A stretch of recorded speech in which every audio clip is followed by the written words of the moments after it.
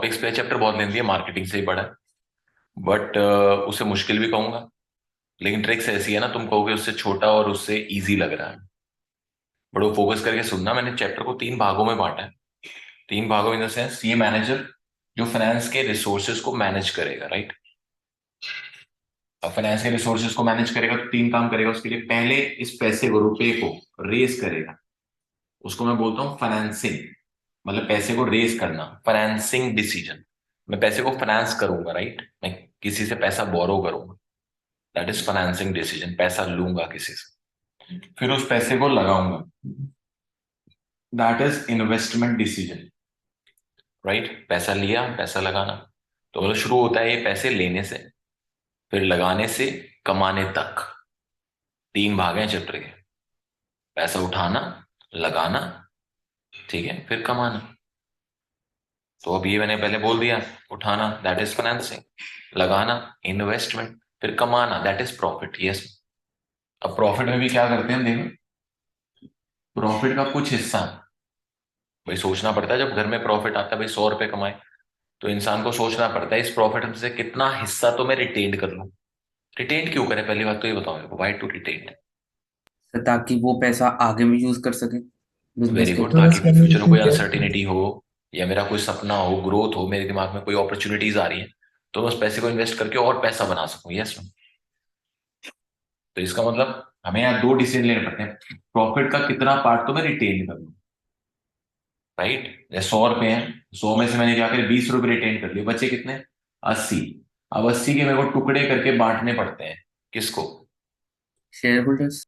Share holders. क्योंकि companies हैं, companies में एक मालिक नहीं होता, there are many shareholders. और जब उस प्रॉफिट के, बचे हुए प्रॉफिट के टुकड़े हो जाते हैं, तो उसको नाम पता है क्या देते हैं, डिविडेंड। बोलते रहना प्लीज। तो नाम क्या देते हैं, डिविडेंड। तो लास्ट डिसीजन कौन सा है, डिविडेंड डिसीजन। भाई कितना पैसा प्रॉफिट का डिविडेंड में देना है। पहला डिसीजन फाइनेंसिंग, इन्वेस्टमेंट, डिविडेंड। ये 3 ही भाग हैं चैप्टर के। बस जैसे ये खत्म होगा चैप्टर खत्म होगा। कुल मिला के तीनों को मिला के क्या बोलते हैं, मैंने कहा this these are the activity that financial management do in the business, right. वो करता है ये 3 काम। What are the 3 main decision taken by the financial manager, financing, investment, dividend. इन दोनों वर्ड में फर्क है, ये फाइनेंशियल है, ये फाइनेंसिंग है, ध्यान रखना। ठीक है भाई। अब एक एक करके आगे बढ़ते हैं। तो लास्ट से स्टार्ट करेंगे, यूं घूमते हुए यहां तक आएंगे, ठीक है भाई। तो सबसे पहले कौन सा करेंगे, factor affecting. Dividend decision. Very good. ये मेरा आज का पहला question. Sir what are the factor affecting main कौन से, डिविडेंड डिसीजन। ठीक है भाई। अब ऐसे कौन कौन से फैक्टर हैं सर, ये डिसाइड करने पे हेल्प करते हैं मेरे को कि मेरे को डिविडेंड ज्यादा देना है कि कम देन। कम देना, मतलब कितना रिटेन अर्निंग रखूं और कितना डिविडेंड दूं। तो dividend decision are refers to how much part of profit to be kept as retain earning, and how much part of profit should be given as dividend to the dividend. shareholder। इसी से बनाया मैंने जो line लिखी थी। These decisions are related to thinking about how much part of the profit to be kept as retained earning, and how much of the profit should be given as dividend in the to the shareholders। बस अब मुझे देखना है भाई कितना retain earnings में और कितना डिविडेंड में। तो मैंने कहा यार किस पे डिपेंड करता है मैं डिविडेंड कितना लूंगा। देख के बताओ अभी तक जो भी पढ़ा है, किस पे डिपेंड करता है मैं डिविडेंड दूंगा कि नहीं दूंगा। Sir profit. प्रॉफिट कितना प्रॉफिट। हुआ। प्रॉफिट पे। अब बिजनेस प्रॉफिट नहीं कहते, वो कहते हैं मेरी अर्निंग कितनी हुई इस साल की। वो अर्निंग्स लिखते हैं, total earning of the companies. Financial statements आते हैं, वहां भी टोटल अर्निंग लिख के देते हैं। तो कहने का मतलब यहीं से अमाउंट बना क्या, किस पे डिपेंड करता है, अमाउंट ऑफ अर्निंग्स। आगे पहला पॉइंट भर बाद में देंगे, पहले हेडिंग हेडिंग पकड़ लेते हैं। किस तरह एक तो मेरी अर्निंग पे डिपेंड करता है। वैसे तो बात क्लियर है, तुम्हें समझ भी आ गई होगी कि अर्निंग बढ़ेगी तो डिविडेंड बढ़ेगा। बढ़ेगा, अर्निंग कम गिर जाएगी तो डिविडेंड गिर जाएगा। भर भी देंगे थोड़ी देर में, इसी से बन के भरा के भर। अभी आगे बढ़ते हैं। पहला हो गया अमाउंट ऑफ अर्निंग। सर कैसे आया, मैं क्वेश्चन में पता लग गया, मैं बोल रही फैक्टर फैक्टिंग डिविडेंड।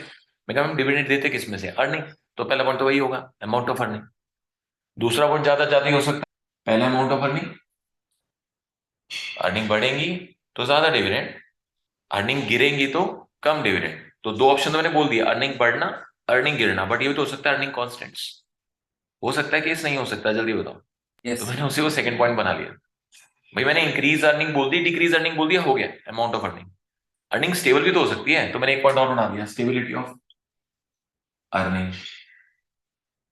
तो if the earnings are stable, तो मैं क्या दूंगा, हाई डिविडेंड। मेरे को घबराहट नहीं होगी कोई, मुझे पता है मेरे को अगले साल भी सेम पैसा आएगा। Yes sir. But if the earnings are unstable, low less dividend. Dividend. Low dividend. कह रहा और क्या हो सकता है, मैंने कहा देख स्टेबिलिटी ऑफ अर्निंग तो तूने बोल ही दिया, और क्या हो सकता है जो तू बांट रहा है, that is stability of dividend. Dividend. ये भी तो एक पॉइंट हो सकता है। मैं नहीं समझा। कह रहे इससे इसका अर्निंग से कोई लेना देना नहीं है। कई कंपनी ऐसी हैं जो अपनी गुडविल मेंटेन करने के लिए, अपनी रेपो बनाने के लिए अनाउंस करती है, एक पॉलिसी फॉलो करती है कि will give same dividend year after year. नाम क्या पड़ गया, policy of stability of dividend. Stability of dividend. तो अगर मेरी ऐसी ऑर्गेनाइजेशन है, सच सच बताना कैसा डिविडेंड दूंगा मैं। Constant dividend. Constant dividend, same dividend year after year. और ऐसे केस में गिरता तो नहीं है डिविडेंड कभी, हाँ, लेकिन it could increase if my earning potential will increase in the future. तो मैं वो और बड़ा वादा कर दूंगा कि अगली बार मैं और ज्यादा दूंगा। Yes.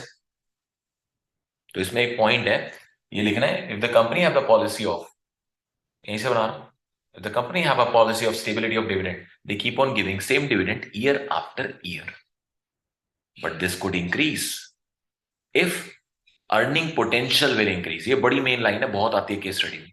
But it could increase if, line बोलो, earning of the potential will increase। बस ये एक स्टार पॉइंट है, ये ध्यान रख लेना। तो अर्निंग पोटेंशियल ध्यान रखना किसका है, स्टेबिलिटी ऑफ डिविडेंड। आगे बात सबको, 3 पॉइंट हो गए। जैसे यहाँ फैक्टर अफेक्टिंग डिविडेंड पूछा, हम डिविडेंड तो देते हैं अर्निंग में से, अमाउंट ऑफ अर्निंग, उसमें इंक्रीज होगा तो इंक्रीज, डिक्रीज होगा तो डिक्रीज। और एक केस और भी तो होता है स्टेबिलिटी ऑफ अर्निंग, उससे याद आया, 2 पॉइंट थे उस पर, एक स्टेबिलिटी ऑफ अर्निंग, एक था stability of dividend. If stable earnings high dividend, unstable earning low dividend. और दूसरा में उस पर था stability of dividend, if the company have the policy of stable dividend, they give same dividend every year. Year after year, but they if it could increase in future if their earning potential will increase. increase। यहां तक doubt है कोई, पूछो please. No sir. ठीक है, अभी बताऊं, मैं इस पॉइंट पे आके ना पूरा ब्लैकआउट हो जाता हूँ, भैया अब अगला क्या लिखूं, पॉइंट्स बड़े सारे हैं इसके। और इस चैप्टर में सबसे गंदी बात क्या है, हर किसी में 10 से ज्यादा ज्यादा पॉइंट है, किसी में 11, किसी में 14, मतलब सब 12 ऐसे हेडिंग्स हैं सारी की सारी। वो और परेशान करता है बच्चों को, इतने सारे हेडिंग्स कहाँ से रिटेन करके रखे हैं। तो लेकिन अगर लिंक पकड़ेंगे ना, फिर वो अपने आप ही खिचड़ी पूरी लाइन की तरह याद आ जाती है। तो प्लीज गौर करना, मैं यहाँ के, मैंने सोचा मेरे को समझ नहीं आ रहा, तो इसका मतलब कहीं ना कहीं तो कोई पॉइंट है ना जिससे मेरे को हिंट निकलेगा। तो मैंने सोचा भाई डिविडेंड का क्वेश्चन चल रहा है, वहीं रुका है भी क्वेश्चन। मैं कहा और क्या पॉइंट बनाऊं, क्या पॉइंट बनाऊं, तो मैंने इसको जब वर्ड को देखा, मैंने कहा यार डिविडेंड देते किसको है, शेयर होल्डर। शेयरहोल्डर्स को। तो उसकी राय भी तो मैटर करती होगी। तो मेरे को एक पॉइंट और याद आ गया, देखो, शेयर होल्डर प्रेफरेंस, ये पॉइंट याद आ गया। सही है गलत है बताओगे, सर। बन गया पॉइंट एक और, शेयर होल्डर प्रेफरेंस। मैंने कहा ये कैसे, मैंने कहा शेयर होल्डर प्रेफर, अगर शेयर होल्डर खुद कंपनी से प्रेफर करते हैं भाई, they should get the dividend, then company would get give them declare the dividend. Dividend. But कई बार क्या होता है, शेयर होल्डर क्या कहते हैं भाई, एजीएम वगैरह मीटिंग मीटिंग होती है, वो कहते हैं यार आप बहुत अच्छा कर रहे हो और हम चाहते हैं प्रॉफिट का कुछ हिस्सा आप रखो, और इस हिस्से को और आगे लगाओ ताकि फ्यूचर में और ग्रोथ बढ़े, हम लोगों का डिविडेंड बढ़े। तो अगर शेयर होल्डर की प्रेफरेंस ग्रोथ की तरफ है, तो company will keep more retained earning. Retain earnings and declare less dividend. Less dividend. तो इसका मतलब shareholder preference can also effect the dividend decision. If they expect company to declare more and more dividend, company will declare more dividend. But they prefer that its profit should be retained in the business, then company would declare more retained earnings and less dividend. less dividend. Very good. आगे भी सबको sir एक चीज पूछ सही जा रहा है लीजिए। आंसर। तो मेरे को डिविडेंड देखते हुए कुछ और समझ नहीं आया, मेरे को ये आया यार किसी को तो देते होंगे, उसके लिए भी तो मैटर करती होगी, that is share share holder. Holder. अच्छा, जब ये डिविडेंड उनको दिया जाता है तो प्रॉफिट आता है, पहले प्रॉफिट में से क्या काट कर उनको ये दिया जाता टैक्स। है, टैक्स। तो वही सरकार का टैक्स भी डिविडेंड को इफेक्ट करता है फिर तो। कह रहे याद कैसे आपको, मैंने कैसे याद आया, डिविडेंड किसको दिया जाता है, शेयर होल्डर को, after paying taxes. Tax, after paying tax उनको क्या दिया जाता है? कैश।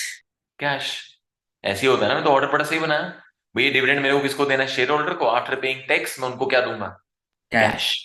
या तो मैं उनको कैश दूंगा या मैं उसी कैश को बिजनेस में लगा दूंगा। किसके लिए? Future growth. क्या पॉइंट आ गया क्लास? तो मेरी पूरी कहानी एक ऑर्डर में बैठ गई, एक वर्ड के साथ ही मेरे को चार वर्ड याद आ गए। डिविडेंड किसको देना है? शेयर होल्डर को देना है। किसके बाद देना है? टैक्स के बाद। टैक्स के बाद। टैक्स के बाद देना है। किस फॉर्म में? कैश दूंगा मैं उनको, या तो उनको कैश दूंगा या मैं उसी कैश को बिजनेस में रख के कहाँ लगा दूं? ग्रोथ के लिए लगा दी। ग्रोथ ग्रोथ के पर्पस लिए। के लिए। तो मेरे को तीन हेडिंग इकट्ठे याद आती। पहली टैक्स पॉलिसी, दूसरा कैश फ्लो, और ग्रोथ अपॉर्चुनिटीज। सही है भाई?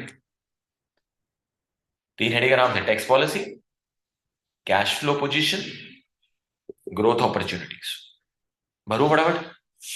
चलो पहले टैक्स। टैक्स भी लगता है, मैंने कहा हाँ, जब डिविडेंड दिया जाता है तो डिविडेंड डिस्ट्रीब्यूशन टैक्स लगता है। वर्ड बोल लिया करो, साथ साथ याद हो जाता है। Dividend distribution tax. सर ये पे किया जाता है। मैं कहा अच्छा, अगर सरकार डिविडेंड डिस्ट्रीब्यूशन टैक्स बढ़ा देगी तो फिर? कम डिविडेंड मिलेगा। Very good. क्योंकि देखना, जैसे ही प्रॉफिट आता है, सपोज प्रॉफिट है 1000, टैक्स पहले था 100, कितना दिया डिविडेंड? 900। अब सरकार ने बढ़ा दिया, टैक्स बढ़ा दिया, देखना 200 कर दिया, आप कितना देंगे? 800। तो yes, dividend decisions also affected by tax policy. If government increases dividend distribution tax, then the less dividend would be declared for to shareholders. सही है ना भाई? तो दोबारा बोल रहा हूँ, देख लो। Dividend decision also affected by tax policy. If government increase dividend distribution tax, then the company will declare less dividend, because after tax the dividend distribution will be less. And if the government decrease the taxes, then dividend declare will be more. सही है ना भाई? ठीक है, अगले पे आ जाओ। Cash flow. If the company have good cash flows with them, if company expect कर रही है अच्छी कैश फ्लोज आएंगी in the future, they will declare more dividend. more dividend. So if the company is in a good position of cash flows, if the company have good cash flow position, they would declare more dividend because there is no liquidity crunch. But if their cash flow position is weak, then they will declare less dividend fund. Less they will dividend. declare less dividend. ठीक है, उसके बाद आता है क्या? Growth opportunity. Growth opportunities. The future, the business have future growth prospects. ठीक है ना? Then they keep more profit, part of profit as a retained earning. Retained earnings, and give less dividend. वो कम डिविडेंड देंगे क्योंकि वो ज्यादा पैसा ग्रोथ में लगाएंगे। But if they have no such growth prospects या growth opportunities, they keep less retained earnings and give more dividend. वो डिविडेंड। तो बन गए ऑर्डर में बड़े ज्यादा हैं। पहला आराम से याद है, डिविडेंड कहाँ से? Earning, amount of earning, stability of earning, stability of dividend. Dividend किसको देते हैं? Share holder. Share holder preference किसके बाद? टैक्स पॉलिसी के बाद। और किसमें? कैश में। या तो उसको कैश दूंगा या मैं ग्रोथ में लगाऊंगा। Cash flow position, growth opportunities. अब या तो बिजनेस ग्रो करेगा ऐसे, ठीक है ना, यही हो सकता है भाई, ग्रो करता रहेगा, या आके उसकी ग्रोथ को कोई डाउन कर देते। रोक देगा, रिस्ट्रिक्ट कर देगा। और तो कुछ हो सकता है, सोच लो आराम से। यही है ना ऑप्शन। या तो ग्रो कर जाएंगे, ग्रो कर गए तो ठीक, कोई दिक्कत ही नहीं है, वो तो मैंने पॉइंट लिख ही दिया, ग्रोथ अपॉर्चुनिटी। या ये हो सकता है कोई आके उनकी ग्रोथ को क्या कर दे? रिस्ट्रिक्ट। रिस्ट्रिक्ट कर दे। कैसे? कौन कर सकता है ऐसे आके? Sir government. गवर्नमेंट। सबसे पहले गवर्नमेंट। गवर्नमेंट आके क्या लगा सकती है? कोई ना कोई कॉन्स्ट्रेंट। ग्रोथ देखते याद आता है मेरे को भाई, कोई ना कोई इसके आगे कॉन्स्ट्रेंट ना लगा दे यार। अब ग्रोथ के आगे वो रिस्ट्रिक्शन ना लगा दे। कह रहे कैसे? गवर्नमेंट बाय लॉ लगा दे, कोई लॉ आ जाए ऐसा। लेकिन ये है मेरा क्वेश्चन डिविडेंड का, तो मैं सिर्फ डिविडेंड की बात करूंगा। तो गवर्नमेंट अगर कोई लीगल कॉन्स्टेंट लगा दे on dividend, that is the company could declare only 10% part of the profit as a dividend, then the company have to follow these legal constraint. Yes, no? But if there are no such legal constraint, they have full freedom to declare dividend. तो answer तो वैसे ही sir, legal constant also effect the dividend decision. If there are certain legal constant impose by, कौन impose करता है यहाँ government के behalf पे? Companies act. इन चीजों के लिए गवर्नमेंट ने क्या बनाया हुआ है? कंपनीज एक्ट होता है, ये लॉज आता है लीगल फॉर्मेट में। तो हमें इनकी बातें माननी पड़ती है, ये लीगल लॉज जो भी चेंज हो रहे हैं हमें फॉलो करने पड़ते हैं, राइट? तो if there are any legal constant by the Companies Act, then company have to follow them while declaring the dividend. dividend. But if there are no such legal constraint, Company has freedom then in declaring dividend. then the company has full freedom to declare the dividend according to their own decisions. तो फिर ये effect नहीं करेगा। बात समझ आई? तो मैंने कहा सिर्फ गवर्नमेंट की होती है लीगल कॉन्स्टेंट्स या कंपनीज एक्ट की होते हैं? मैंने कहा नहीं, कई बार तो गवर्नमेंट सब वो तो सबके लिए होता है, जो गवर्नमेंट लेकर आई हुई लॉज है, कंपनीज एक्ट है, वो सबके लिए। कई बार एक कंपनी खुद ही फंस जाती है किसी कॉन्स्टेंट में। मैंने कहा जैसे कि मैं वर्ड लिखता हूँ, हम खुद भी कभी इन कॉन्स्टेंट्स में फंस जाते हैं। मैंने कहा कौन से? जैसे मैंने किसी से कोई कॉन्ट्रैक्ट साइन कर लिया, तो वो क्या बन गया भाई? Contractual constants. ये कब होगा? मैंने सपोज एचडीएफसी से लोन ले लिया, तो एचडीएफसी मेरे साथ क्या साइन करेगा? एक Contract. कॉन्ट्रैक्ट। अब उस कॉन्ट्रैक्ट में लिखा है जब तक तुम मेरे पैसे वापस नहीं करते तब तक तुम सिर्फ 5% डिविडेंड दे सकते हो अपने प्रॉफिट का। अब फिर ये अफेक्ट करेगा। फिर फॉलो करना पड़ेगा। बट अब अलग तरीके से लिखूंगा। अब कैसे लिखूंगा? Sometimes the dividend decision also effected by Contractual constraint. because if the for example, if the company took the loan from any bank, they are bound by some contract, और कॉन्ट्रैक्ट की क्या होती है? Terms and condition. then the company have to follow those terms and condition while giving dividend. But if there are no such contractual constraint, they have full freedom to declare the dividend. आ गया? Very good. तो कह रहे sir ये तो आपने बनवा लिए मेरे से, 2 पॉइंट और जुड़ गए उनमें साथ में। मैं कहा वो साथ इंपॉर्टेंट है, वो साथ के बाद ये दो अचानक याद आ जाते हैं। ग्रोथ पे क्या लग सकता है? Constraint लग सकता कॉन्स्टेंट लग सकता है। अब यार मेरे ऊपर कॉन्स्टेंट लगा दिया, अब जब तक ये कॉन्स्टेंट हटेगा नहीं, जब तक मैं इनके पैसे वापस करूंगा नहीं। तो मुझे अब किसकी जरूरत है? जल्दी से जल्दी मुझे कोई क्या दे दे, वो पैसे दे दे और पैसे दे दे। उसको क्या बोलते हैं वर्ड? इक्विटी। क्या दे दे? इक्विटी। इक्विटी। क्योंकि लोन में तो मैं फंसा पड़ा हूं, तो मुझे कोई भी कैसे करके बस कैपिटल दे दे अभी अच्छी सी, तो उससे वो वर्ड याद आ जाता है भाई, किससे कैपिटल रेज करूंगा, इसका पैसा उतार देता। बस वो कैपिटल कहां से मिलेगी? इक्विटी से। और इक्विटी लोग का है, शेयर होल्डर का है, पूरी की पूरी सर पब्लिक के पास। पब्लिक के पास। और पब्लिक का मार्केट में, मार्केट में। और तो कहीं से मिलेगा नहीं, तो उसी को बोलते हैं कैपिटल मार्केट। यस। तो अगर मैं कोई पैसा रेज करना है to move to capital market, और मुझे कैपिटल मार्केट में कैसा भाव मिलता है उससे भी डिपेंड करता है मैं कितना डिविडेंड दूंगा। वो क्या है, मैं किस तरह से कैपिटल मार्केट को एक्सेस करता हूं। तो access to capital market, if मेरी कंपनी की easy access to capital market, मैं जब जाऊं और चुटकी बजाऊं, मेरे को बड़े सारे लोग एकदम पैसा लगाने के लिए तैयार है, तो I will declare high dividend. High dividend. मेरे को कोई देख तंगी नहीं है, कभी आ भी गई ना तो मैं झटके से चुटकी से मार्केट से पैसा रेज कर सकता हूँ। तो इसलिए I prefer to give more dividend. But मुझे पता है difficulty in accessing to capital market for raising funds, then We the will company will declare keep less more dividend. Retained earnings and declare Less dividend. Less dividend. Sir आराम से आता, बात तो सही है, आपने ज्वाइन सही करा इन ऑर्डर। कंस्ट्रेंट आएगा, जैसे कंस्ट्रेंट आएगा मेरे मन में आएगा मैं इस बैंक के मुंह पे पैसे मारूं, देखिए उससे मेरे को वर्ड याद आ जाएगा, कि हमें कैपिटल चाहिए और कैपिटल मार्केट से कैपिटल मार्केट आएंगे। याद आ जाएगा। अब मैं देखो मैं कैपिटल मार्केट अप्रोच कर भी सकता हूँ, वो ही मेरे डिविडेंड डिसीजन को इफेक्ट करेगी। Access to capital market, if the company have easy access to capital market they will declare more dividend. If the company have difficulty in accessing to capital market for raising funds they will keep more retained earnings and give. Less dividend. तो कह रहे sir ये खत्म आप? मैंने कहा नहीं खत्म नहीं है, जैसे कंस्ट्रेंट के 2 पॉइंट है, मार्केट के भी लास्ट में 2 पॉइंट्स। ये भी एक ट्रिक है, सातों को इकट्ठे याद कर लो, फिर ऐसे याद कर लो लास्ट 2 कंस्ट्रेंट के हैं और फिर 2 मार्केट के। ऐसे भी कर सकते हो, नहीं तो मेरे वाला लिंक भी अच्छा है, आप उससे भी याद कर सकते हो। ठीक है भाई। तो मार्केट के भी कितने पॉइंट है? 2। कह रहा है कौन सा मार्केट बची? मैं कहा ये मार्केट तो हो गई, लेकिन जो भी मैं ये कर रहा हूं, राइट, वो एक मार्केट में, बाहर वाली मार्केट में मेरी कंपनी के शेयर को, मेरी कंपनी के स्टॉक को इफेक्ट करेगा, जो भी कुछ मैं कर रहा हूं। डिविडेंड इतना बड़ा वर्ड है, तो डिविडेंड का जो भी डिसीजन लिया जाता है वो कहां जाके खत्म होता है? स्टॉक मार्केट में। कह रहे साबित करो। मैं कहा सपोज मैं यहां से पैसा रेज नहीं कर पाता और मैं कम से कम डिविडेंड दिए जा रहा हूं, तुम मेरी कंपनी का शेयर होल्डर हो, तुम्हें कैसा लगेगा? अच्छा बुरा? बुरा लगेगा। मैं कई बार तो डिविडेंड दे ही नहीं रहा, तुम्हें हाथ जोड़ देता हूँ, मेरा लॉस हो गया है, कैसा लगेगा तुम? बुरा लगे। और धीरे धीरे तुम मेरी कंपनी के शेयर्स बेचना स्टार्ट कर दें। बेचना स्टार्ट कर दोगे, तुम ही नहीं सारे शेयर होल्डर।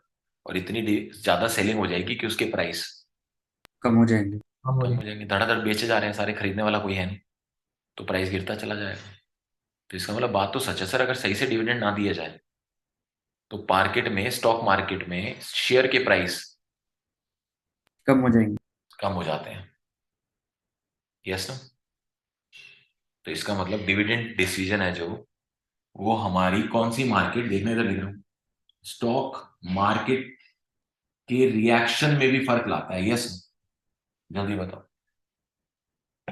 वो हमारे स्टॉक मार्केट का रिएक्शन में बदलाव ला सकता है, हमारा एक डिसीजन। अगर मैं गलत डिविडेंड देता रहा तो स्टॉक मार्केट कैसे रिएक्ट करेगी? मेरे शेयर के प्राइस को कम कर देगी। हम कम करते कर देगी। और अगर मैं अच्छे डिविडेंड देता जाऊं तो प्राइस को बढ़ा देगी। स्टॉक मार्केट रिएक्शन अच्छा भी आ सकता है। तो कई बार डिविडेंड डिसीजन इसलिए भी चेंज करे जाते हैं, तो डिविडेंड डिसीजन इसलिए भी चेंज करे जाते हैं ताकि stock market reaction intentionally change किया जा सके। है या नहीं पॉसिबिलिटी? Yes sir. तो if company want that their share in the stock market should increase in value. Increase, हैं। मतलब कहने का मतलब, if the company want that their share price should increase in the stock market, for that reaction, उस reaction के लिए they will declare more more dividend. more dividend year after year. Yes, इसका मतलब जानबूझ के साथ डिविडेंड डिसीजन इसलिए भी इफेक्ट होते हैं just for the stock market reaction. बात समझ आ गई सबको? और कोई जानबूझ के इंटेंशनली गिराना चाहे तब भी कर सकती है। कैसे? By restricting their dividend for a certain period of time. तो कंपनी की इमेज कैसी हो जाएगी? पुअर या बैड इमेज हो जाएगी। बैड इमेज हो जाएगी। तो अगर if company want to reduce the price of share, they start giving less dividend. Less और no dividend to the share holders. Intentionally हम ये भी कर सकते हैं, दोनों काम हो सकते हैं। सर बट वाई मैं वुड ऐसा कंपनी करते क्यों है? कोई मैंने करते वाई कई वुड बार ना, कंपनी कई लोगों के पास आइडिया अच्छा होता है, उनके पास पैसा नहीं होता, वो अपना बिजनेस तो स्टार्ट कर देते हैं शेयर होल्डर बना के, आरजव से पैसा लेके, लक्ष्य से, सिया से पैसा लेके कंपनी स्टार्ट कर देते हैं। फिर धीरे बाद में उन्हें रियलाइज होता है आइडिया मेरा, सब मेरा, और प्रॉफिट कौन खा रहे हैं बैठ के? Share holder. Share holders. फिर वो एक गेम बनाते हैं, स्ट्रेटेजी बनाते हैं कि अब तो मेरी गुडविल बन गई, अब तो मुझे कोई पैसा दे देगा, अब तो मेरा ब्रांड चल रहा है। तो मार्केट में पहले से लोन वोन का बंदोबस्त कर लेते हैं, अरेंजमेंट कर लेते हैं, और आने वाले 5-7 सालों के लिए कंपनी की इमेज को क्या कर देते हैं, डाउन कर देते। ताकि जब अर्जव, लक्ष्य, सिया शेयर बेच के निकलेंगे तो मैं अपने लोन के पैसे से वो शेयर वापस खरीद लूंगा। वापस ले लूंगा, और फिर कंपनी मेरी, और वापस फिर मैं पूरा फोकस कंपनी में लगाऊंगा और दोबारा से कंपनी को उठा, और अब सारा प्रॉफिट मेरा। मेरा। आगे अच्छे से क्वेश्चन समझ? पक्का पक्का? तो हो गया यहाँ पर, this is like all these factors affect the dividend decision. Paper में आता है explain any 6 factors that affect dividend decision. कोशिश करना पहले 6 लिख देना। ठीक? कोई डाउट है तो पूछो। सारी हेडिंग सुना दो फिर एक जन। amount of retained earnings, stability of earning, stability of dividend, shareholder preference, uh, tax, cash flow, uh, cash flow के बाद सर ग्रोथ अपॉर्चुनिटी एंड उसके बाद रिस्ट्रिक्ट हो जाएगा तो legal constraint, contractual constraint, access to capital market या फिर stock market reaction. अब इन्वेस्टमेंट डिसीजन में क्या होता है, ढंग से सुनना, कि मेरे को पैसा जो मैंने रेज करा मेरे को कहीं इन्वेस्ट करना। इन्वेस्ट करना है। तो इन्वेस्ट होता है वो दो जगह, या तो फिक्स असेट्स में, उसको बोलते हैं, उसमें हमने लगाई फिक्स कैपिटल, और यह होता है day to day operation. Day to day operation. और अगर मैं वहां लगाता हूँ डे टू ऑपरेशन में, तो मैं कहता हूँ डे टू डे ऑपरेशन है, डे टू डे वर्किंग।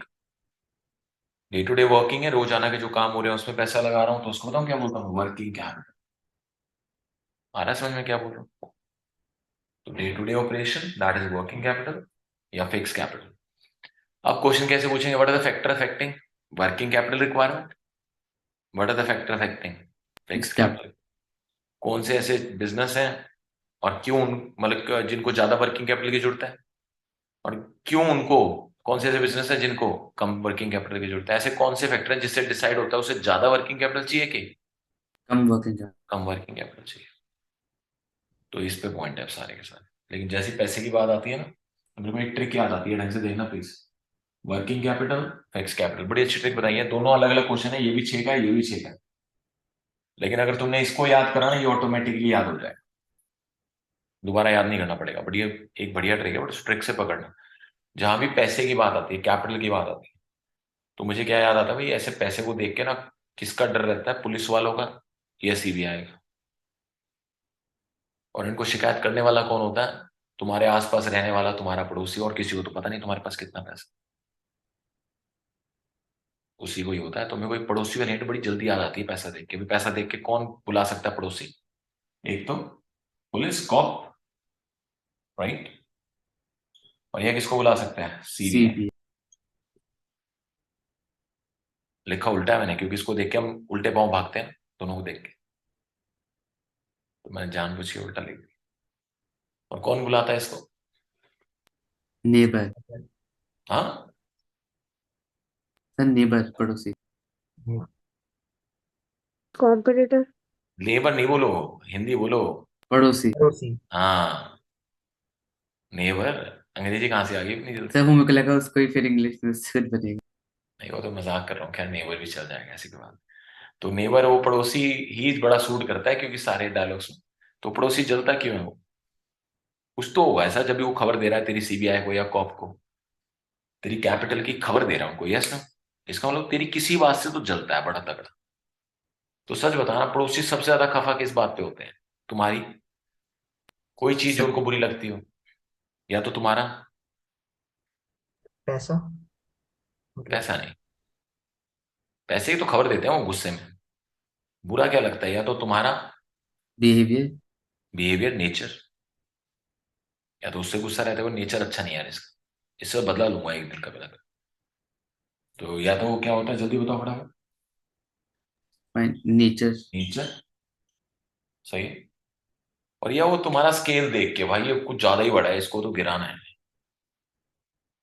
वो खुद ही जलता है। तुम अच्छे हो, तुम्हें देख के फालतू जलता है कि हर दिवाली पे नई नई बीएमडब्ल्यू, नई ऑडी ले आता है, तो तुम्हारे स्केल से उसको चिढ़ हो जाती है इसमें। तो या तो वो तुम्हारे नेचर से चिढ़ता है, या तुम्हारे पैसे से, दैट इज योर स्केल, किस स्केल पे तुम रहते हो, तो उसको क्या बोलते हैं, स्केल। या तुम्हारी जो ढींगे मारते हो तुम पार्क में रोज जाके, ये मैं पता है 4,000 के जूते लाया हूं, अब देखियो इस अगले साल ना इसका एक और फ्लोर बना दूंगा, सारा पत्थर चेंज करा दूंगा, सब कर दूंगा, बाहर ये बना दूंगा, बाहर वो बना दूंगा। तो तुम्हारे डायलॉग से चिढ़ता हो हर वक्त, तुम अपनी जो करते रहते हो ना बढ़ाई, देख मैंने तेरे घर के आगे की सड़क बनवा दी है, कल मैं अपने वाली बनवा दूंगा। तू कभी साथ नहीं देता, मैंने काम कर देना, तो किससे, जो तुम फ्यूचर के क्या दिखा रहे हो उसको, ये कर दूंगा वो कर दूंगा, that is plans, future plans. लेकिन वो फ्यूचर प्रोस्पेक्ट, प्लान्स गिरने के हैं, उठने के हैं, सर उठने उठने. के, उठने के, तो ग्रोथ ग्रोथ के प्लान्स, प्लान्स. ग्रोथ, जिसको बुक बोलती है ग्रोथ प्रोस्पेक्ट्स, ग्रोथ प्लान्स। तो उस पे भी ये बहुत ज्यादा चिढ़ता है, कौन, पड़ोसी हमारा। तो तीन बातों से, या तो तुम्हारा नेचर, या तुम्हारा एग्जिस्टिंग स्किल जो भी तुम्हारा स्किल है, और या तुम्हारे जो फ्यूचर की अभिलाषाएं हैं, बढ़ने की गिरने की। बढ़ने के. तो किस पे, growth, growth prospect, prospects. Very good, दोबारा बोल दो एक बार। Growth growth prospect. प्रोस्पेक्ट्स। बस ये तीन चीजों पे चिढ़ के बुला लेता है कॉप को या सीबीआई को। और वही पता है कब, बिल्कुल सीजन में, बिल्कुल सीजन में बुलाता है भाई, पता है उसे सीजन में इनकी सेल अच्छी हो रही है, अब इनकी शिकायत लगाऊंगा। ऑफ सीजन में नहीं बुलाता, किसमें, सीजन में। तो आगे बात समझ ने क्या बोला। तो पड़ोसी तीन बातों से गुस्सा होकर तुम्हारी कैपिटल देख के, राइट, कैपिटल से बढ़िया याद आ जाएगा किसका नाम, पड़ोसी। पड़ोसी पक्का इस कैपिटल की शिकायत करने वाला है, क्योंकि वो तुम्हारी तीन चीजों से नाराज है, पहला नेचर, दूसरा scale. Scale, third growth prospects. Growth prospects. इसलिए वो कॉप को बुलाएगा या फिर वो सीबीआई को बुलाएगा, वो भी सीजन में आवेगी, दोनों के दोनों सीजन में आवेंगी। आवेंगी से एक वर्ड आता है मेरे को, अवेलेबिलिटी, आवे की याद रखना आपने, उसी से हम पॉइंट बना लेंगे। सब ये पक्का पक्का बना दो सारे पॉइंट्स। तो पहला जो मेरी वर्किंग कैपिटल को इफेक्ट करता है that is nature of business. First point कह रहे साबित करो, मैं साबित करता हूँ। देख first point nature of business. अगर मेरा नेचर ऑफ बिजनेस मैन्युफैक्चरिंग है, मैंने कोई इंडस्ट्री लगा रखी है, मुझे ज्यादा रॉ मटेरियल चाहिए, ज्यादा लेबर चाहिए, मेरे बिजली के बिल ज्यादा है, पानी के बिल ज्यादा है, तो मेरी वर्किंग कैपिटल की रिक्वायरमेंट ज्यादा हो। बट अगर मेरा नॉर्मल कोई ट्रेडिंग कंसर्न है, एक रिटेल की शॉप है मेरी, एक दुकान ही तो है यार, कौन सा मैंने मशीनें लगा रखी है, कौन सा मेरे बहुत सारा लेबर है, तो मेरा day to day working expense, कम होगा। तो वर्किंग कैपिटल की रिक्वायरमेंट कम होगी। आगे बनाना। तो पहला नेचर ऑफ बिजनेस। अब मेरा भी नेचर ऑफ बिजनेस मैन्युफैक्चरिंग है, लक्ष्य का भी मैन्युफैक्चरिंग है, तो हम दूसरे पॉइंट पे चले जाएंगे। हम दोनों का क्या चीज मेजर मेजर करेंगे? स्केल। स्केल। भाई इसकी मैन्युफैक्चरिंग मेरी भी, अब मैं देखो कौन बड़े स्केल पे काम कर रहा है, किसके डे टू डे ऑपरेशन का स्केल बड़ा है, तो मैं क्या बोलूंगा? Scale of operation. if Lakshya's company is working on large scale, they require more working capital. very good more working capital. Or if any business which are operating on a small scale, they require Less working capital. less working capital. आ रहे हैं ना बनाने सारे point? तो बस hint लिखते जाना है। नेचर को कैसे बता देना? Manufacturing, trading, service. मैन्युफैक्चरिंग को हाई वर्किंग कैपिटल, ट्रेडिंग और सर्विस को लो। स्केल में भी दो हैं, large scale, small scale. Large scale को हाई, स्मॉल स्केल बोलो भाई Low working capital. आगे बनाना sir. Those firms which are planning for future growth, they require High working capital. high working capital, but those have no such future growth prospects. They require low working capital. आ गया बनाना, ठीक है ना भाई? 3 point तो कराई दिए मैंने फटाफट। आगे बढ़ते हैं। अब ग्रोथ करनी है, अब सोच के बोलना, मेरे को पॉइंट पकड़ना है वर्ड। अभी तो मेरा सिर्फ एक लेटर है। ग्रोथ करनी है तो मुझे अपनी बिजनेस की क्या बढ़ानी पड़ेगी? पी से। Profit. हाँ प्रॉफिट सीधा। कौन भगवान किसको ताकत देता है भाई कि सीधा प्रसाद मिलेगा? पहले थोड़ी सी मेहनत भी करनी पड़ती है। Planning तो करनी पहले पड़ेगी। क्या बढ़ानी पड़ेगी भी? ग्रोथ करनी है तो पी से Planning ज्यादा करनी पड़ेगी। Sir production. वेरी गुड, ये लक्ष्य बहुत बढ़िया। थोड़ा हार्डवर्क करना पड़ेगा और हमें क्या बढ़ाना पड़ेगा? अपना Production. प्रोडक्शन। सही है। तो मैं प्रोडक्शन से याद आता है एक पॉइंट, कह रहे प्रोडक्शन में वर्किंग है। हाँ मैंने कहा प्रोडक्शन करते वक्त एक साइकिल होती है, उस साइकिल पे डिपेंड करता है कि तेरे को वर्किंग कैपिटल ज्यादा चाहिए कि कम चाहिए। मैं कहा क्या साइकिल होती है? मैं कहा उसको बोलते हैं प्रोडक्शन साइकिल। दैट इज कितना समय लगता है, साइकिल होती है कितना समय लगता है रॉ मटेरियल को क्या बनाने में? Output. Production cycle is a time gap required to convert raw material into output. Output. If the production cycle is long, High working capital. very good. If the production cycle is short, small, Low. low working capital. समझ आ गई बात? कह रहे आगे बढ़ो sir. मैं कहा अच्छा फिर प्रोडक्शन साइकिल होता है रॉ मटेरियल को किस में कन्वर्ट करना? Output. आउटपुट में। आउटपुट। अब ये हम करते हैं भाई, हम कन्वर्जन करेंगे तभी तो हमारी प्रोडक्शन साइकिल से प्रोडक्ट बनेंगे। यस सर, बट इसके लिए मुझे रोज इस प्रोडक्शन साइकिल को पूरा करने के लिए मुझे डे टू डे रोज क्या करने पड़ेंगे? वो से Operation. Operations. Day to day operation रोज होगा, हर दिन फैक्ट्री में ये काम होगा, लेकिन वो ऑपरेशन जो भी मैं कर रहा हूँ, मेरे को वर्किंग कैपिटल ज्यादा चाहिए कि कम चाहिए, वो किस पे डिपेंड करता है? मेरे ऑपरेशन जो भी मैं कर रहा हूँ वो एफिशिएंटली कर रहा हूँ कि Inefficiently. तो मैंने पॉइंट बनाया ऑपरेशनल एफिशिएंसी। तो those business who are operating Efficiently. efficiently, they can do the same task with less cost, so they require Low working capital. Working capital. less working capital. Yes bhai, but those who business which are operating inefficiently, they require high working capital. high working capital. आगे सबको। अब आगे बढ़ते हैं। कैसे sir यहाँ तक आ गया? मैं यहाँ बड़े आराम से आ जाएगा, बस मेरे को पॉइंट पकड़ने हैं। Nature, scale, growth. ग्रोथ के लिए किस पे डिफेक्ट करना पड़ेगा? Production पे। प्रोडक्शन। Production side. प्रोडक्शन तभी होगी जब डे टू डे Operations हो। ऑपरेशन होंगे, ओ से ऑपरेशन याद आ जाएगा। अब यहां से कैसे याद आएगा? सी से। मेरा सी आखिरी पॉइंट है, इसके बाद ना मेरे 6 पॉइंट पूरे हो जाएंगे। एक्स्ट्रा पॉइंट जब याद करने होते हैं ना, उसका कोई बर्डन नहीं होता, क्योंकि एक्स्ट्रा अगर मेरे से पूछे बस समझना मैटर करता है, ताकि मैं पेपर में उसको समझा पाऊं। बट जो एग्जैक्ट रटे हों, जो पहले फर्स्ट 6 तो होने चाहिए, ताकि ऐसे आए factor effecting working capital 6 marks, तो 6 तो समझा पाऊं कोई। बाकी ये भी आएंगे, सारे आएंगे, तुम्हें टेंशन वाली कोई बात नहीं। ठीक है भाई, तो पॉइंट बनाते हैं अगला सी से। मैं कहा अगला पॉइंट किस पे होगा? अभी तूने रोका था भाई ऑपरेशनल एफिशिएंसी, मतलब मैं कॉस्ट बचाऊंगा, तो कहीं पैसे भी कुछ है, वैसे वर्किंग कैपिटल है, कैश की बात ज्यादा हो रही है। तो मैंने देखा भाई कब ज्यादा पैसे की जरूरत पड़ती है, अगर मुझे क्रेडिट मिल रहा है किसी से,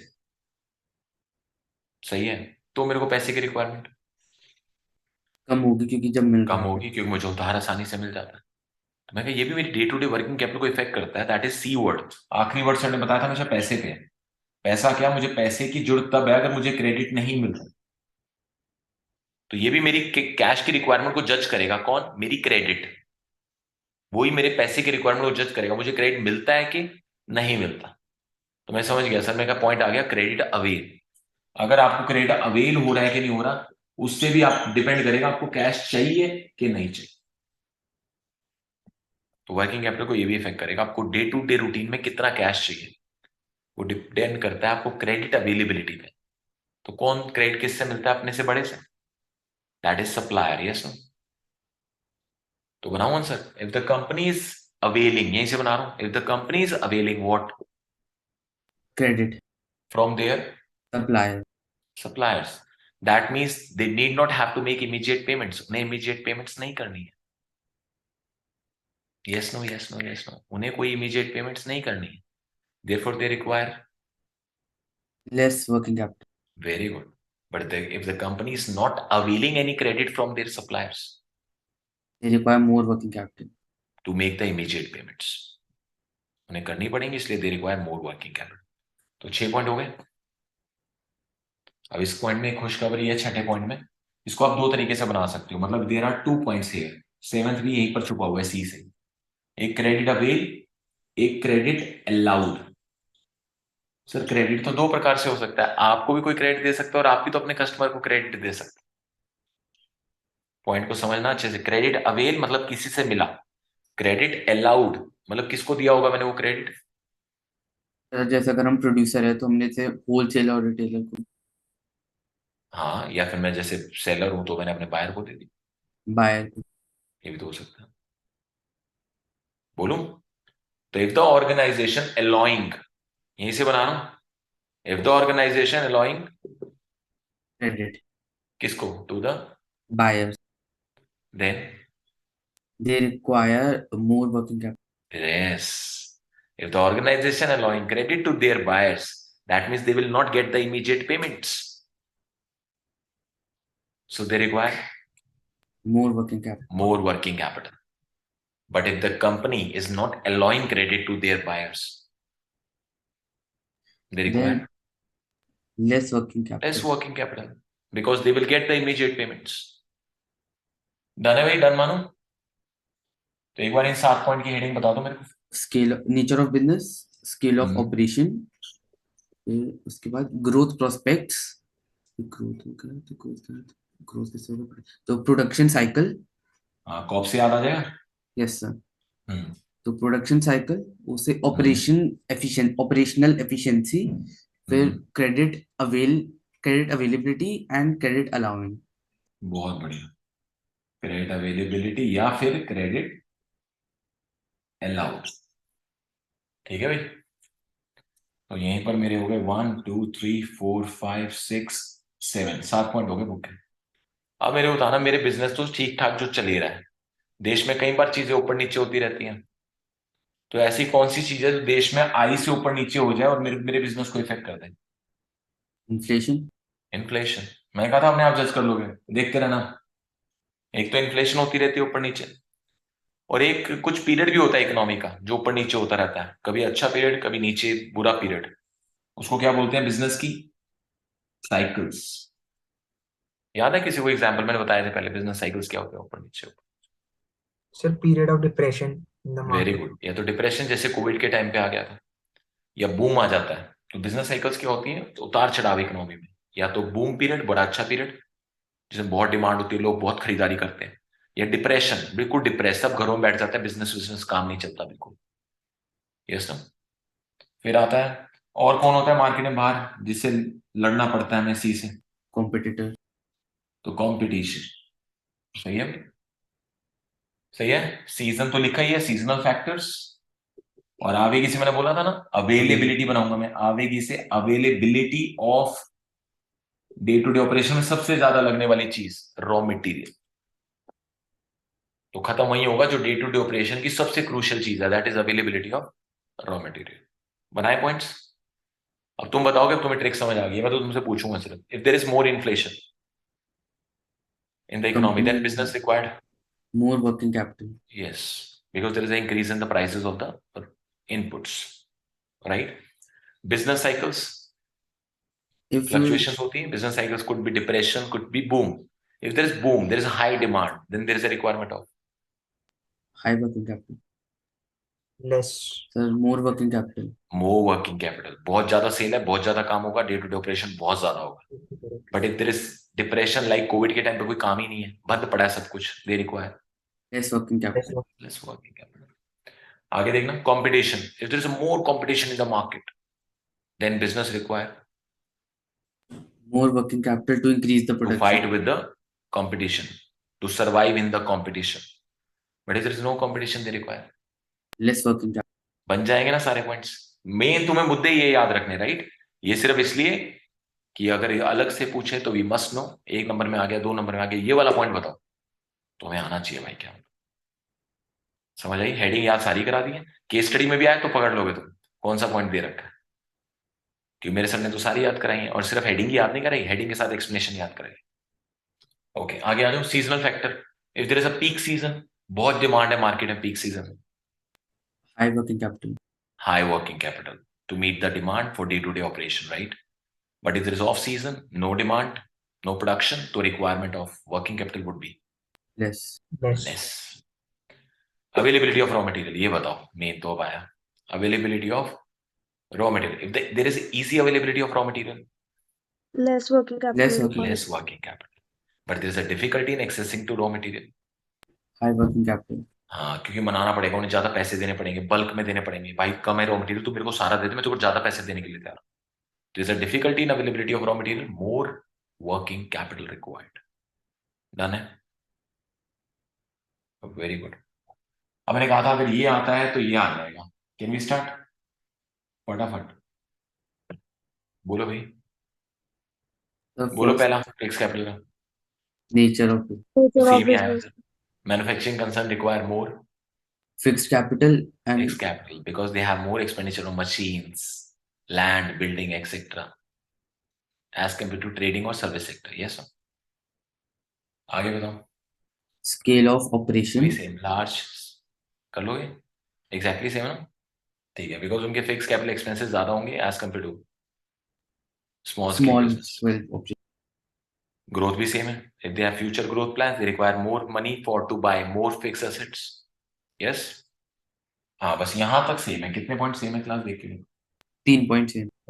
अब आगे बनाना। प्रोडक्शन साइकिल से फिक्स एसेट्स को कोई फर्क नहीं पड़ता, उन्हें क्या पता, प्रोडक्शन रॉ मटेरियल से आउटपुट कन्वर्ट ही तो करना है। बट इससे फर्क पड़ता है, यहीं से वर्ड पकड़ रहा हूं, प्रोडक्शन साइकिल से नहीं पड़ता, बट इससे पड़ता है प्रोडक्शन कितने प्रोडक्ट की कर। मैं सिर्फ शूज बनाता हूं, और मेरा फ्रेंड है वो शूज भी बनाता है, बाइक भी बनाता है, कार भी बनाता है। बताओ किसकी रिक्वायरमेंट? जो फ्रेंड है जो तीनों बनाता तीनों बनाते हैं। तो इसका मतलब सर इससे बड़ी याद आता है, जो ज्यादा प्रोडक्शन करता है ज्यादा गुड्स की, उसको बोलते हैं डाइवर्सिफिकेशन। यही बोलते हैं भाई, the firm which is diversifying, that means adding new product line to the existing product line, adding new product line to the existing product line. एक तो बना ही रहा हूं, उसमें और नए प्रोडक्ट जो। If the firm is planning for diversification, they require more fixed capital. Capital. fixed capital as compared to those who are not planning for such diversification. Yes, अगला आते हैं। यहां था ये मैटर करता था प्रोडक्शन से बनने का था ना ऑपरेशनल एफिशिएंसी। यहां ये मैटर करता था हमारी ऑपरेशनल एफिशिएंसी कैसी है, मतलब जो मेरे पास लेबर काम करती है वो एफिशिएंट है कि Inefficient. Inefficient. इनएफिशिएंट। वो तो रोजाना के काम के लिए था ना, वर्किंग के लिए। बट यहाँ क्या डिपेंड करता है, यहाँ ये फर्क नहीं पड़ता लेबर कैसी है, यहाँ ये फर्क पड़ता है तुमने लेबर रखी है कि मशीन रखी है। ये सब यहाँ इससे फर्क नहीं पड़ता। यहाँ ये देख रहा था मेरी मशीन एफिशिएंट है कि नहीं है, मैं ये देख रहा था। लेबर एफिशिएंट है कि नहीं ये देख रहा था, क्योंकि डे टू डे वर्किंग थी। बट यहां पता है क्या फर्क पड़ता है, यहाँ ये फर्क नहीं पड़ता लेबर एफिशिएंट है कि नहीं, यहाँ ये फर्क पड़ता है तुमने लेबर रखी है कि। मशीन। तो आगे पॉइंट देखना, इसी से बना रहा हूं ऑपरेशनल एफिशिएंसी से। यहां फर्क पड़ता है चॉइस ऑफ टेक्नोलॉजी से, चॉइस ऑफ टेक्निक। तो if the firm choose labor intensive technique, They require less fixed One less capital as less compared fixed to. capital. If they choose capital intensive technique, They require more fixed capital. आ भी रहा है तुम्हें सब। हाँ sir. यहां भी 6 point पैसे पे था, यहां भी 6 पॉइंट पैसे पे है। बट वहां पैसे का नाम क्या था, उधार। यहाँ क्या है, फाइनेंस कराना, फाइनेंसिंग ऑल्टरनेटिव। तो क्रेडिट को देख के मेरे को ये वाला पॉइंट याद आ जाता है, पैसे को देख के पैसा याद आ जाता है। तो यहाँ पॉइंट क्या है, फाइनेंसिंग ऑल्टरनेटिव, ये पॉइंट है। दोबारा बोलो, Financing alternative. ऑल्टरनेटिव। सर बनाओ, कैसे बनाओगे, मैंने देखिए यहीं पर आंसर है। If the firm have alternative for financing, financing क्या होता है, कोई मशीन खरीद रहा हूं उसको फाइनेंस करा रहा हूं, मतलब उसको लोन, उसके लिए मैं लोन ले रहा हूं, उसके लिए मैं लोन ले रहा हूं भाई, पैसा रेज कर रहा हूं तब जाके मशीन खरीदूं। But if the firm have alternative for Financing. Financing, मतलब तुम्हें फाइनेंस कराने की जरूरत ही ना पड़े। लाइक तुम्हारा 1 महीने का काम है, तुम मशीन को रेंट पे ले लो, लीज पे ले लो, then firm require, Less fixed capital. बोलो, if the organization have alternative of Finance. finance, like they can take the fixed assets on Rent or lease. lease, rent, etc., then they require. Less fixed capital. That's fixed capital. But if the firm does not have any financing alternative, but if they don't have any financing alternative, then they require More fixed capital. more fixed capital. तो बस ये इसके भी 6 हो गए और इसके भी 6 हो गए, चेक कर लो, ये बॉक्स बन गया तुम्हारे 6। तो 6 मैंने दोनों ऐसे कराए हैं ताकि तुम एक 6 याद करो, ऑटोमेटिकली तुम्हारे दूसरे 6 याद हो जाए।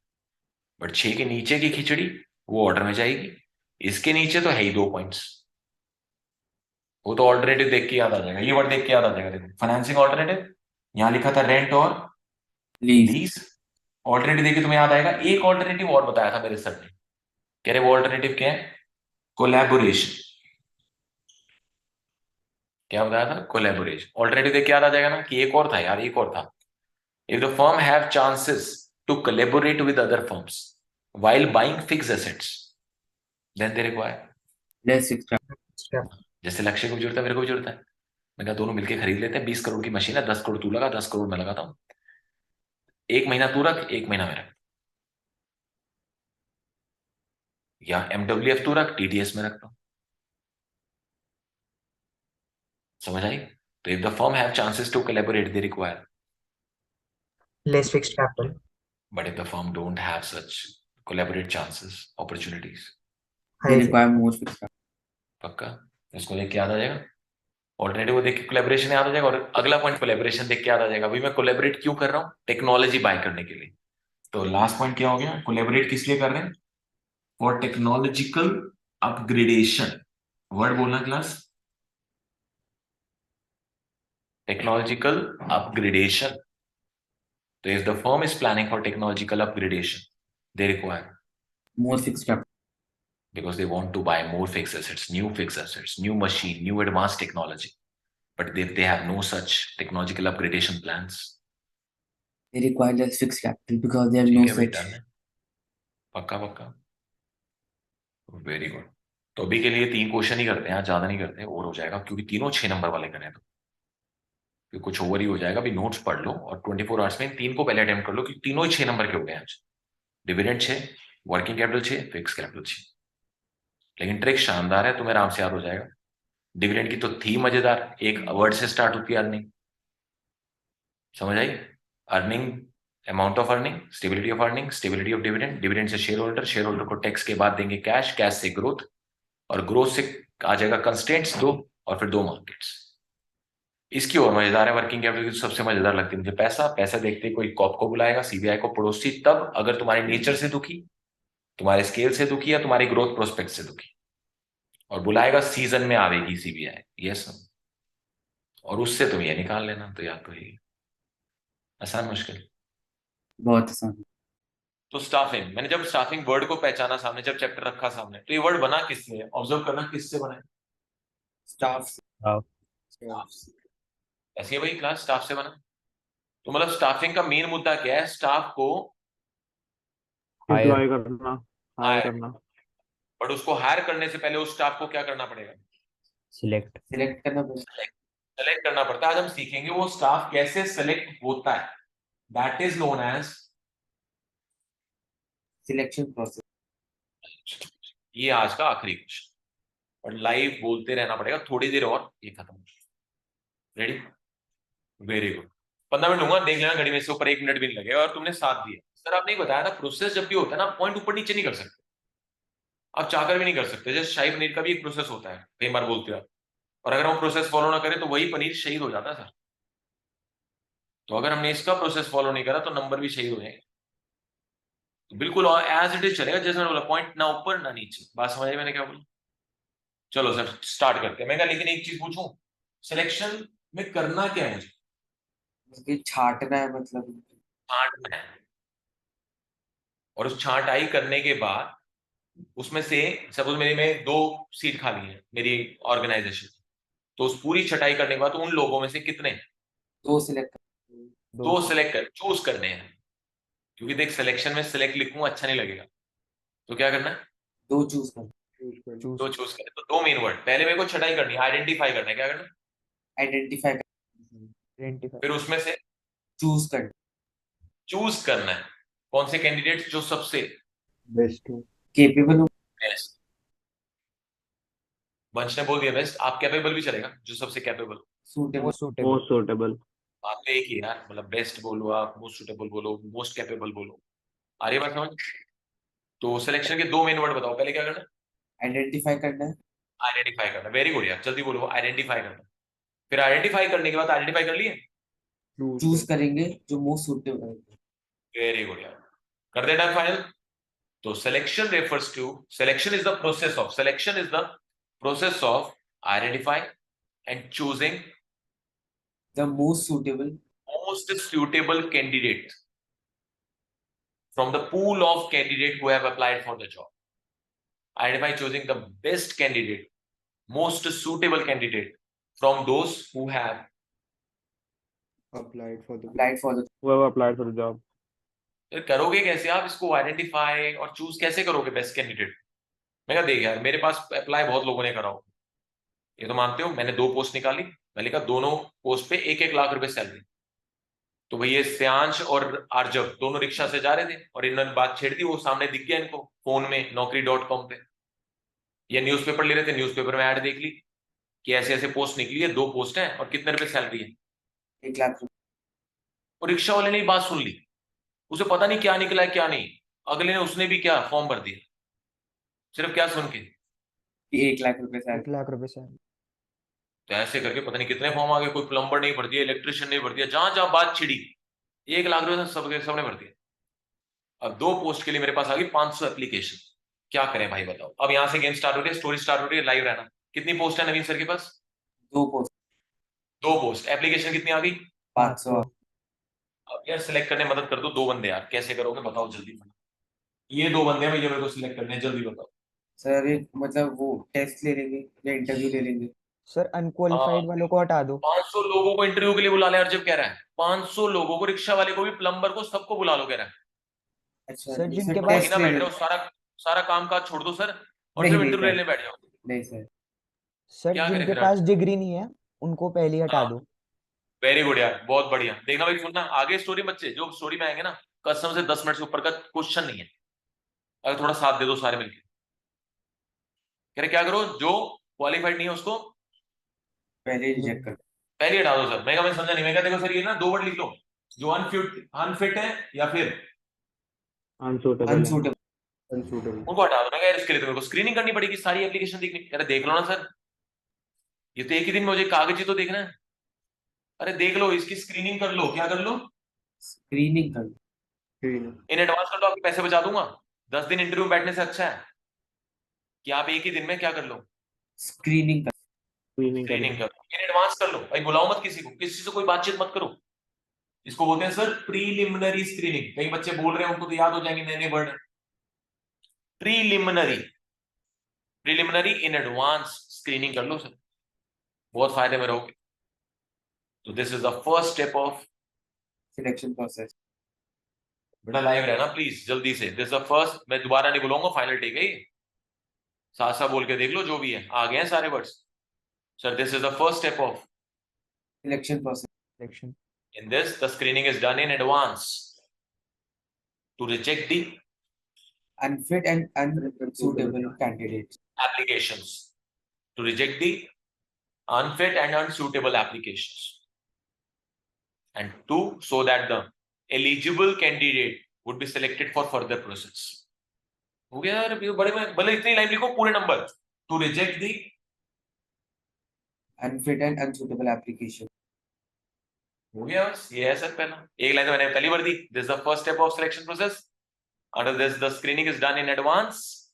इसके लिए चलो भाई मैंने रिजेक्ट कर दी, 500 में से निपट गई, 200 चली गई, बचे 300। बोलो भाई नेक्स्ट है। हम उनका कोई टेस्ट ले सकते हैं।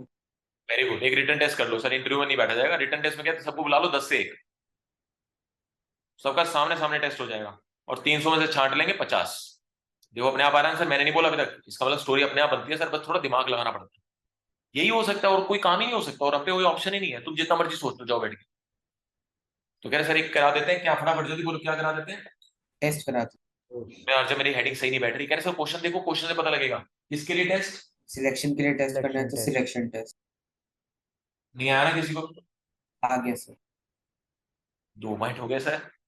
मैं कैसा टेस्ट रखूं सर? ये आप रखो टू चेक, देखा, to check whether the candidate is apt for the job और नॉट। वो एप्ट है कि नहीं फॉर द जॉब और not, yes no? Sir apt क्यों लाए हो आप? मैं कोई ट्रिक होगी आपकी पक्का। मैंने कहा हाँ ऑब्जर्व करते रहे, ट्रिक आ रही है देख। He whether he is apt for the job. Apt for the job और नॉट। मैं कहा कौन? कह रहे सर जो इंटरव्यू देने आ रहा है इंडिविजुअल, टेस्ट देने आ रहा है जो इंडिविजुअल, वो एप्ट है कि नहीं। तो जो इंडिविजुअल आई, जो आई आ रहा है वो एप्ट है कि नहीं हमारी इंडस्ट्री के लिए। हमारी आई एप्ट आई, जो आई आ रहा है वो एप्ट है कि नहीं इस आई के लिए, यस नो? आवाज नहीं आ रही, yes no? Yes sir. Yes, sir. यहाँ ट्रिक है सर, ट्रिक है, देखो ट्रिक है, पक्का कुछ ट्रिक है इसमें। देखा आप सिलेक्शन टेस्ट लोगे कितने टाइप का देखना। पहला इंटेलिजेंट टेस्ट, दूसरा एप्ट से ही, एप्ट से ही यही वर्ड भूलते हैं फिर भी याद आ जाएगा, एप्ट से एसी एप्टीट्यूड टेस्ट। तीसरा देखो सर, तीसरा पर्सनालिटी टेस्ट। सर अगला देखो, अगला ट्रेड टेस्ट। कौन सा? Trade test. और लास्ट देखना सर इंटरेस्ट टेस्ट। जैसे मेरा पक्का याद है, तू एक टेस्ट भी नहीं भूलेगा, मैं बेट करता हूं। बस तुम्हें देखना टेस्ट रखवाना है वेदर ही इज एप्ट और नॉट। ही कौन? जो आ रहा है इंडिविजुअल फॉर माई इंडस्ट्री। कह रहे आपको कैसे याद रहते हैं पांचों नामे का? ऐसे रहते हैं आई एप्ट आई। भाई पहला टेस्ट किसी बंदे का क्या लोगे तुम? उसकी इंटेलिजेंस। इंटेलिजेंस। एप्ट से? सर एप्ट से ही तो पता चल रहा है एप्टीट्यूड। हाँ एप्टीट्यूड एकदम आ रहा है, एकदम आ रहा है। पी से उस इंसान की क्या चीज पी से महसूस करनी है हमें? Personality. पर्सनालिटी। पर्सनैलिटी। अपने आप याद आएंगे। और टी से जो मैंने इंटरव्यू रखा, भाई इस ट्रेड में तू कैसा है, तू मार्केटिंग में कैसा है, मेरे को मार्केटिंग में बंदे चाहिए, तू मार्केटिंग में कैसा है। तो मैं देखा भाई ठीक है मार्केटिंग में, बट मैं फिर पूछता हूँ इसका मन कुछ और करने का तो नहीं है लास्ट में? इंटरेस्ट क्या है उसका? इंटरेस्ट तो मुझे पता है, श्यांश अच्छा है, टेस्ट में अच्छा निकला मार्केटिंग में, बट इसने इंटरेस्ट में लिखा मेरा इंटरेस्ट फाइनेंस में। मैंने कहा इसको मजा नहीं आएगा, मैं जबरदस्ती इससे काम कराऊं। और अर्जव ने क्या लिखा? अर्जव का भी टेस्ट अच्छा हुआ, बट अर्जव का इंटरेस्ट भी मार्केटिंग है और मार्केटिंग में अच्छा भी है। तो अर्जव को सिलेक्ट करूं श्यांश? जल्दी बोलो। RJ. अर्जव। तो इसलिए मैं सारे टेस्ट कंडक्ट कराऊंगा, किसके सारे मैचिंग हो रही है, किसकी सारी मैचिंग। अब तो याद रहेंगे नाम पांचों, ठीक है। तो कैसे अगला स्टेप बन गया सब, देखो भर रहा हूं आपके सामने। Under this the test is conducted. Under this the test is conducted for making better comparison, for making better comparison.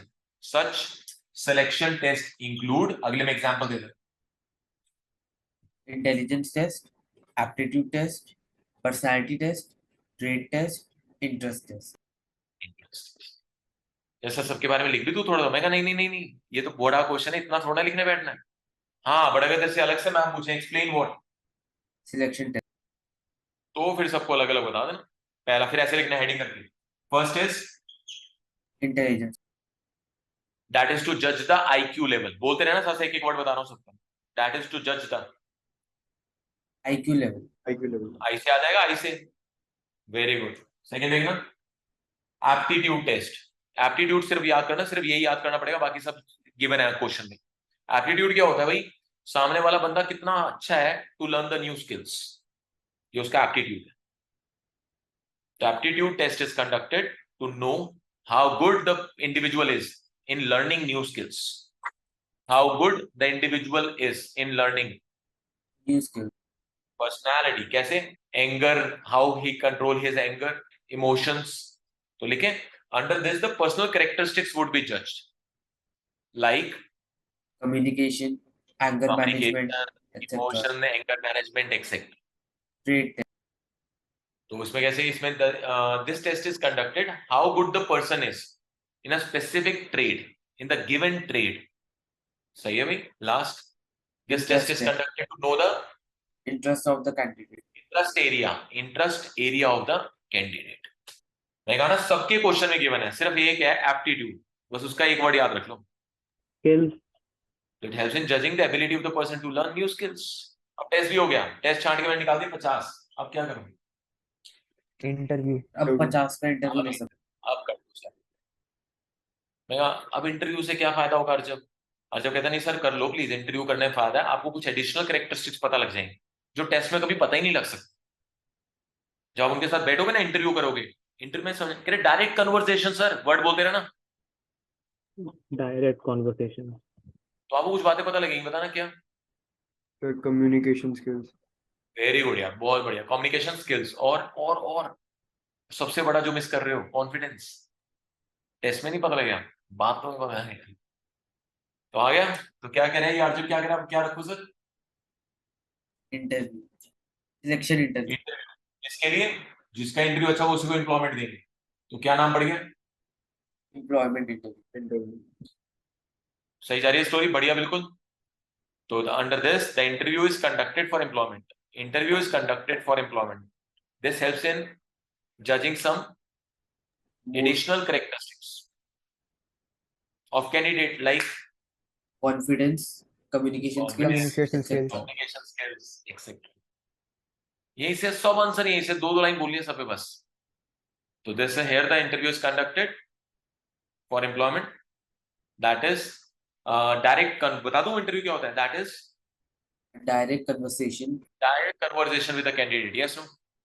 तो मैंने पूरा बता दिया इंटरव्यू क्या होता है। अगली line, this helps in judging some additional characteristics of the candidate like communication skills, confidence, etc.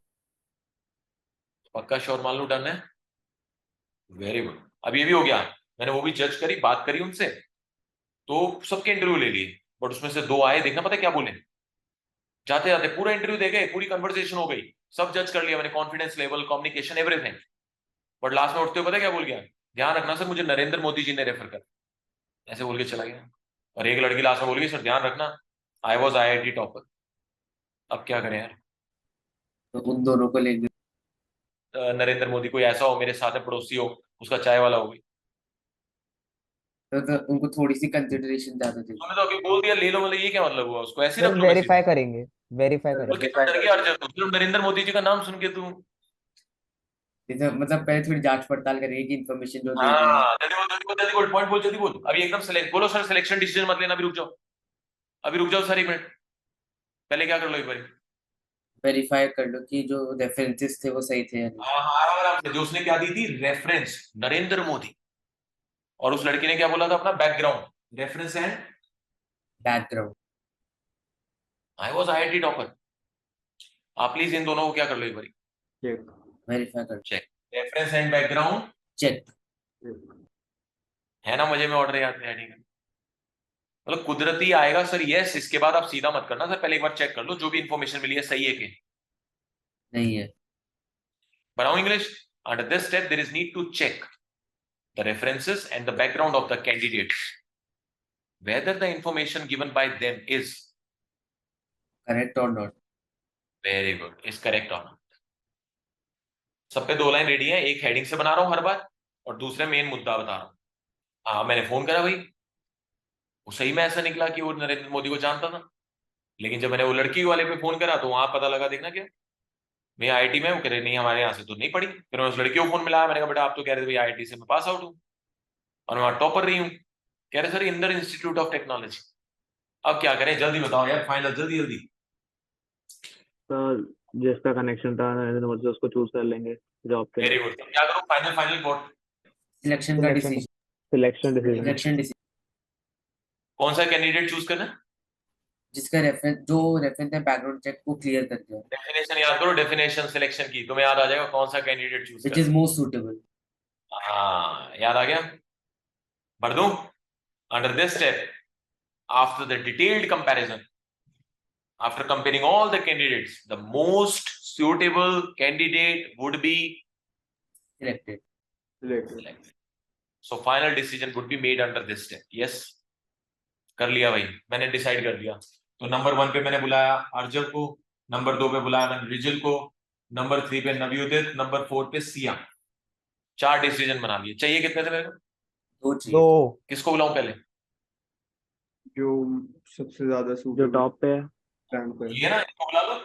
अब मैंने इनको बोला देखना, बट इनको मैंने कहा यार इन्फॉर्म तो कर देंगे, सिलेक्ट हो गए, बट अभी इनको जॉब ऑफर मत दो, पहले चेक करो ये मेडिकली फिट है या नहीं, कहीं इनको कोई ऐसी बीमारी क्यों नहीं, गंभीर बीमारी कि पूरी ऑर्गेनाइजेशन को बीमारी हो जाए। ये डर उचित है कि नहीं, पहले ये बताओ। यस सर, सर सही है। वही पहले इनका क्या करा दूं? मेडिकल चेकअप, मेडिकल का एग्जाम, मेडिकल एग्जाम, मेडिकल बात एग्जामिनेशन, नहीं क्लास में। Medical medical examination. एग्जामिनेशन, सब पहले इनका मेडिकल एग्जामिनेशन करा दो। तो under this step a medical examination is conducted, selected candidates कौन से, अब सिलेक्टेड वर्ड आएगा, the selected candidates have to undergo through a medical medical examination, examination, that is to know whether they are medically fit or not, not. हर पे 2 ही line है, एक heading एक point, मुद्दा एक हेडिंग एक मिनट। एक पॉइंट। आ रहा है सबको? बस इस बार हर बार क्या आएगा, सेलेक्टेड कैंडिडेट, याद रखना। Under this the selected candidates have to undergo through a medical examination test that is to check whether the candidate is medically fit medically or fit not, for the job और not. Very good भाई, दोनों का पास हो गया medical exam, दोनों का पास। अब मैंने कहा यार दोनों सिलेक्ट हो गए, इनको फटाफट क्या ऑफर कर दूं। job offer जॉब, कर, भाई उन्हें कैसे यकीन होगा मैंने जॉब ऑफर करा, तो हम उन्हें कॉल कर देंगे और उनके मेल पे एक भेज देंगे, देखना, letter of job application, job appointment. letter of appointment, पहले 2 मुश्किल है और आखिरी 2 मुश्किल है, बस ये ध्यान रखना, बीच के सब हेडिंग से बन जाएंगे, लेकिन ये बोलना पड़ेगा, अगर ये वर्ड नहीं है तो नंबर नहीं मिलेंगे। भाई जब तुम इंटरव्यू देके आते हो तुम वेट करते हो ना मेरा अपॉइंटमेंट लेटर कब आएगा, वही तो है। तो हम बोलो आंसर, पहले हेडिंग फिर मेन मुद्दा। तो अपॉइंटमेंट लेटर उन्हें भेजते हैं जिसमें मेंशन करते हैं डेट ऑफ जॉइनिंग, तो ये मेन मुद्दा और एक हेडिंग बनाए। Under this job is offered to the candidate, selected candidate, selected candidate through letter of Job appointments, which specify the date of joining the joining. organization, तो ये भाई 2 line है। Under this the job is offered to the selected candidates, this is done through by offering letter of appointment, by sending letter of appointment specifying। date of joining the organization, आ गया यार, yes, अब इन दोनों को मिल गया। अब ये उस date पर join कर लेंगे ज्वाइन कर लेंगे। आएंगे ना, और वहां आके क्या चीज करेंगे, सर, बैठ के सारी डिस्कशन होगी कि सैलरी कितनी लेनी है, हाँ तो सबका क्या होगा, मेरे पास एक रिटन जिसको तुम कॉन्ट्रैक्ट क्या- बनेगा, हाँ वेरी गुड वेरी गुड, दोबारा बोलो। रिटन कॉन्ट्रैक्ट, तो सर लास्ट स्टेप क्या करेंगे, ये लोग आएंगे और क्या साइन करेंगे, कॉन्ट्रैक्ट ऑफ एम्प्लॉयमेंट, आवाज नहीं आ रही क्लास मेरे को किधर। कॉन्ट्रैक्ट कॉन्ट्रैक्ट ऑफ एम्प्लॉयमेंट, इसकी एक लाइन तुम्हें पता है, this is the last step of selection selection process, दोबारा। This is the last step step of of selection process. Under this the employment contract would be signed by Signed by the selected candidate. Selected candidate, selected candidates। अब इसमें बताऊंगा इसका main मुद्दा कैसे देखना, वो sign करेगा and this contract will help in knowing क्या, Terms and conditions. terms and conditions of organization, very good यार, बहुत बढ़िया, सही है। लाइक पे पैकेज क्या होगा, वर्किंग डेज क्या होंगे, वीक में ऑफ कब होगा, कितनी लीव्स मिलेंगी। This is the last step of selection process. अब 2 पॉइंट सुनना। Under this the candidate selected candidates would sign the contract of employment, employment. अब अगला सुनना। This specify the terms and conditions of the organization which includes work, specifying the working days, working hours, number of leaves available, etc. Salary भी लिख सकते